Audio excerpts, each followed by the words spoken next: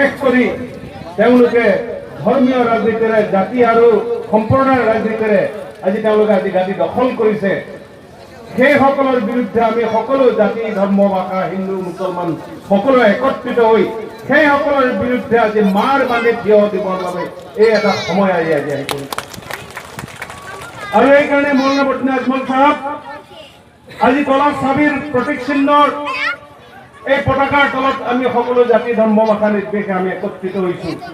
কাৰণ আমি উপলব্ধ কৰিছো যে অসমক আমি উদ্ধাৰ কৰিব লাগিব। আমাৰ হেৰাই যোৱা সেই আজান শংকৰৰ সেই সম্প্ৰীতি, সেই ভাতৃত্ব, সেই বন্ধুত্বক আমি পুনৰ ঘূৰাই আনিব লাগিব। অসমৰ পৰা এই সম্প্ৰদায়ৰ শক্তি, বিজেপি শক্তিক আমি উৎখাত কৰিব লাগিব।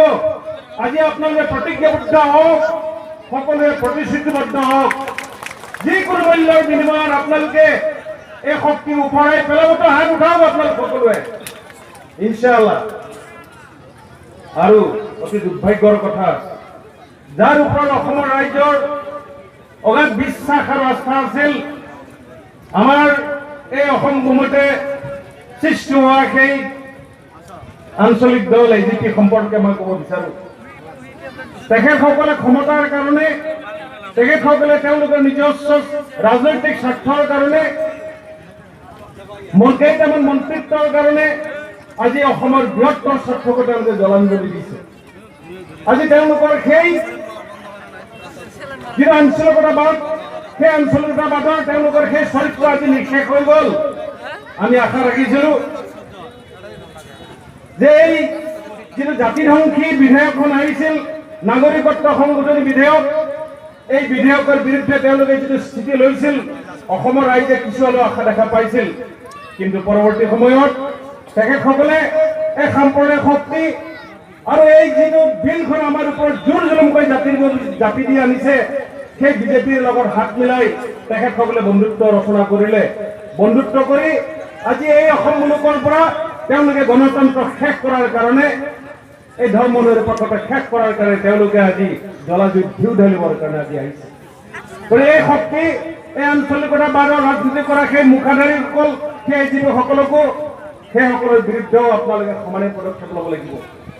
আজি এই দুই শক্তি, এক সাম্প্ৰদায়িক শক্তি, অন্য হাততে উগ্ৰ জাতীয়তাবাদ যি মুখা পিন্ধি আছে, সেইসকলৰ সন্মিলিত শক্তিয়ে এটা কুশক্তি, অপশক্তি হিচাপে আজি অসমত থিয় দি আছে। আৰু সেইসকলৰ দ্বাৰা প্ৰক্ষিপ্ত প্ৰাৰ্থী জাভেদ ইছলাম ডাঙৰীয়া এই সমষ্টিৰ পৰা আজি প্ৰতিদ্বন্দ্বিতা কৰিবলৈ আহিছে। গতিকে সেইসকলৰ বিৰুদ্ধে আপোনালোকে নিশ্চয়, সেইসকলৰ বিৰুদ্ধে আপোনালোকৰ স্থিতি সবল, সেই সম্পৰ্কে আৰু মোৰ আজি কোনো ধৰণৰ দ্বিমত নাই। অন্য হাতেদি আমাৰ ভাতৃ মুজিবুৰ ডাঙৰীয়াই কোৱাৰ দৰে, মুজিবুৰ ভায়ে কোৱাৰ দৰে যে অসমৰ সকলো সামাজিক, ৰাজনৈতিক, অৰ্থনৈতিক সকলো সমস্যাবিলাকৰ যদি আমি বিচাৰো, উৎস বিচাৰো, কাৰণ যদি বিচাৰি যাওঁ, তেন্তে এটাই কাৰণ ওলাব, এটাই উৎস ওলাব, সেয়া হৈছে কংগ্ৰেছ। আজি ভাৰতবৰ্ষত এই সাম্প্ৰদায়িক শক্তিৰ উত্থান কেনেকৈ ঘটিল?